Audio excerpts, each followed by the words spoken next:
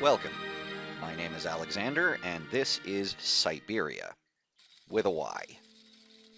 This is a game that's really stuck with me since I first played it about 6 years ago, and the new one, Syberia: The World Before, is out at last, so to mark the occasion I've been replaying the first games, and I want to talk about them. A lot of what's worth saying about the game is tied up with the story, so beware spoilers.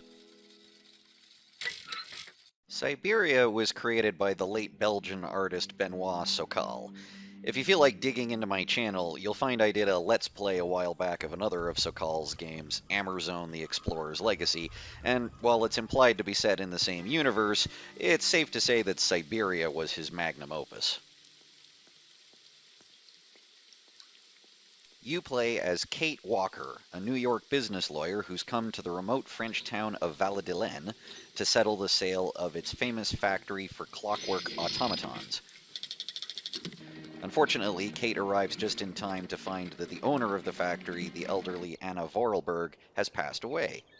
That wouldn't be a problem, except Anna left a letter with her executor revealing that there is an heir, her younger brother Hans, falsely believed to have died in childhood. Needing Hans's consent to sell off the factory, Kate starts searching Val-de-Laine for clues. I was drawn to Syberia by the clockwork aesthetic and how the game story comes through reading documents, letters, diaries, even invoices. Oh my gosh.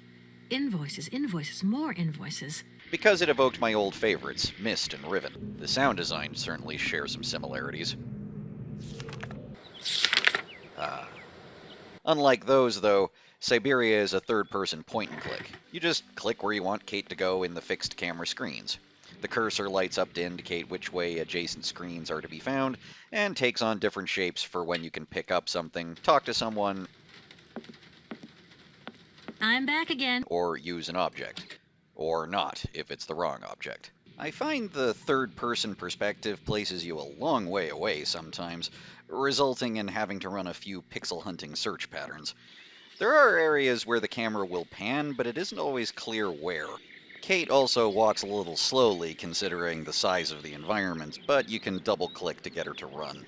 Kate learns that, as a child, Hans Vorarlberg discovered an ancient doll depicting a mammoth and rider in a cave. He took a nasty fall in the process, suffering a severe brain injury, but he gained an obsession for mammoths and almost supernatural genius for making mechanisms. I think this is what they call acquired savant syndrome. He's been wandering Eastern Europe and Syberia, with an eye, for decades, hiring out his talents and learning all he can about mammoths. In order to join Hans in a last push on his quest, Anna had just finished building a luxury clockwork train with an automaton engineer named Oscar. Allow me to introduce myself. I am Model XZ2000. My common name is Oscar. Now, Kate takes Anna's place as the train's passenger and embarks on the search for Hans. She visits in turn a monumental university with a greenhouse for a train station, a mostly abandoned Soviet industrial complex, and a venerable resort hotel. All of them are gorgeous. Exploring Val-de-Laine, you can practically smell the damp soil and pine trees. I can certainly see why Hans was drawn to this university, although I studied history, and this university seems a bit skewed toward the life sciences. The train car looks right out of the Orient Express, and I love Kate's hotel room at the start. God, that bed looks comfy. Syberia takes a whimsical approach to world building. It reminds me a lot of Tintin, the way it uses made-up little countries and cities as sort of distillations of real times and cultures. Val-de-Laine has its alpine scenery and old brickwork. Berchtesgad's Art Deco Science University and Germanic name make me imagine that it's set in an alternate universe Bavaria. Komkolsgrad Industrial Complex, mines at the bottom, launch pads on the top, seems like the kind of Soviet stronghold James Bond would infiltrate. What's funny, though, is how Syberia seems like it takes place in every time period at once. I mean, there are newspapers and things that tell you it's set in 2002. Kate's cell phone certainly looks like the one I had around then. Berchtesgad has this protective wall, like a manifestation of the Iron Curtain, even though the Soviet Union is more than a decade dead at this point. The university rectors describe the wall this way. It protects us from harm and invasion from the unknown. May God protect us from what is beyond those ramparts, miss. It's as if they're expecting the Visigoths to show up. And the border guard keeps talking about a lurking enemy he describes as a Cossack horseman, like the First World War is about to break out. And there's the fantastical element. No matter how much of a genius you are, there's no way you could actually do this with clockwork. Automatons have an additional soul auxiliary, you understand? It also fulfills what I think must be a legal requirement of alternate histories by having a dirigible. Interestingly, it acknowledges the real-life turmoil that Hans's life intersected with, which grounds the setting and really made me curious about Central and Eastern European history. Most of the game's intellectual barriers take the classic forms of lock combinations or keys. Generally, every individual puzzle serves the greater puzzle of how to move on from each environment. The irritating thing about these puzzles is that they're always one more step complex than they tell you. For example, to leave Valladolid, Kate has to help Oscar finish his construction. Then she has to wind up the train and make sure all the mementos of Anna and Hans are in the train, and then Oscar goes and sits in the ticket office until she lets him issue her a ticket. Then he goes back to the train, she hands over the ticket, and he refuses to take it until she provides the notarized release for the train. So she has to trek all the way back into town to get that sorted out. Still, even if they're laborious, few of the puzzles approach the adventure game stereotype of fever dream logic. The inventory items you collect are mostly used in ways you'd expect, and although Kate stuffs a staggering variety of things into her jacket, they never get so numerous that you can't remember what all she's carrying. This probably reflects what the modern internet has done to my attention span, but this is another game where I usually leave the music off and play audiobooks or something in the background. It's pretty decent stuff, though. It introduced me to the Russian folk song Ochi Chernie, which I rather like. Очи черные, очи страстные, очи жгучие и прекрасные, как его вас, как боюсь я вас, значит увидит нас, я в недобрый час. My main issue is that it keeps playing over the dialogue. Anna Vorarlberg had no further information to add? Unfortunately not, Miss Walker. Speaking of the dialogue, you talk to the inhabitants of each environment through a list of topics represented as Kate's notes. It's clever, but it's not a dialogue choice. You can go through all of them, and they don't pay much regard to conversation flow. Kate ends up reintroducing topics or repeating herself.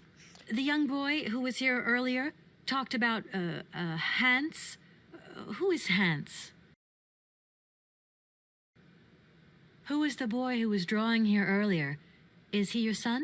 It can also get tedious if she has to talk to someone multiple times. You can right-click to skip dialogue you've already heard, though. The whimsy of the game extends to the character design. Benoit Sokal was a cartoonist by trade, and the characters reflect that. And happily, none of them have that weird melted quality characters had in Amerzone. Oscar is one of that roster of fussy robot sidekicks I mentioned in my Heaven's Vault video, Automaton, if you please. and I like how he has a mustache molded onto his face plating. Most of the English dub actors don't even bother with accents, but they commit to the characters. It's all right. Nobody's perfect. All the same, the study of the Pleistocene period is fascinating. There's two things a good soldier is always ready to do: drop his pants and spill his blood. The rectors at the university are hilarious. They look and sound like Muppets. Please wait, miss. We have certain confibulations to attend to. That is right. We must confibulate. Show them, Beaker. Many of the people you meet knew Hans and will tell you about him. Kate even attends a lecture at the university that makes it clear what he's been looking for all this time. The last stronghold of mammoths, the legendary island of Syberia. With a Y. Sokal could make great worlds, but between this and Amerzone, his imagination seemed to give up on naming them. Kate herself has an every-woman quality, and her voice actress has a great voice and really owns the role. It's kind of my job, you know, to get involved. Syberia is a captivating game. The evocative environments, the thrill of travel, and putting together Hans's story make for a grand time. So far, so good. But Kate is what made the game really exceptional for me.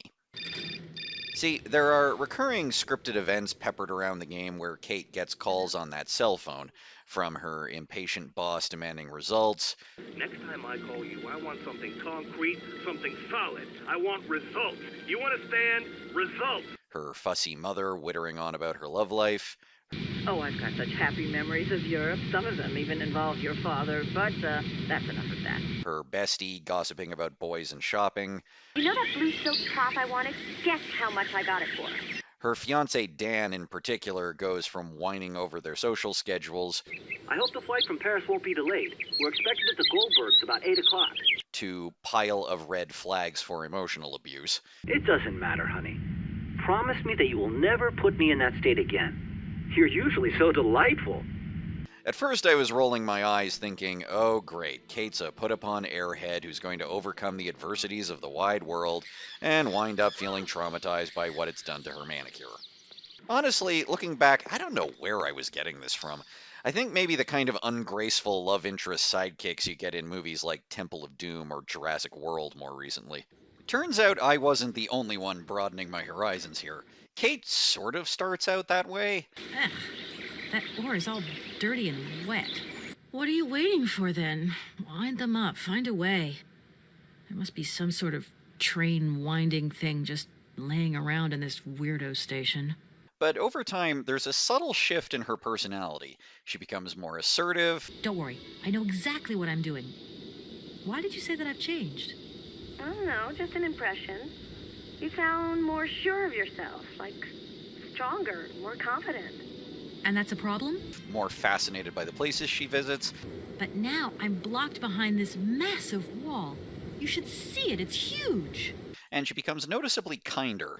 It's a real honor to meet you, Madame Romansky. People have told me so much about you. The supreme moment comes when she finally breaks it off with Dan. I'm well aware that this trip has taken me far from New York and far from the Kate you once knew. And you know what surprises me the most? I don't miss it. Syberia actually is a strikingly kind game. Well, mostly. Let me explain what I mean. After Syberia, I wound up trying a few games in the same mold. Standard in the genre are puzzles where you distract or trick someone to get what you need. To pick just one example, in Secret Files Tunguska, Nina here needs to get an otherwise harmless utility worker to go away so she can sneak into a building through the sewers. Pretty typical. What bothers me is that she does this by tricking him into thinking he's won the lottery. One small manipulation of the lottery results and the big win is perfect. Only short term, but isn't short-term happiness better than none at all? That sends him running off to quit his job, all just to clear your path. There just seems to be this mean-spirited streak running through the genre. Syberia doesn't do that. On the rare occasion you do trick someone, it's either on the level of a harmless prank or it benefits them too. Take Boris the Cosmonaut here. Kate swipes a bottle from his vodka stash to lure him to a place where she can sober him up to get his help. He's an alcoholic, though. That's doing him a favor. And in exchange for his help, Kate helps him achieve his spaceflight dreams. That's the other strong theme in Syberia, following dreams. The common trait of the environments is they're all in decline. Valadelen's economy is dying out. Our children have all left the valley. They need to earn a living, don't they? Bergstad University barely has any students, Komkolsgrad is flat out abandoned, and Erlbad is more like a nursing home than a resort. And Kate's family are all stuck in the capitalistic rat race back stateside.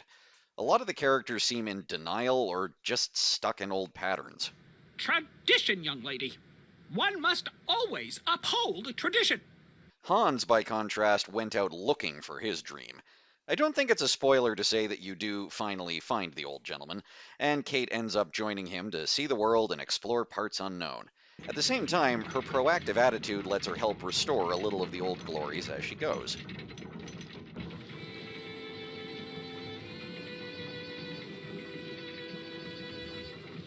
The first game ends with a to be continued, but the game already achieved a moving character arc that genuinely surprised me through the lens of a complex woman protagonist and a spirit of good feelings that made me want to see what happened next. That, however, is for next time. For now, thank you for watching.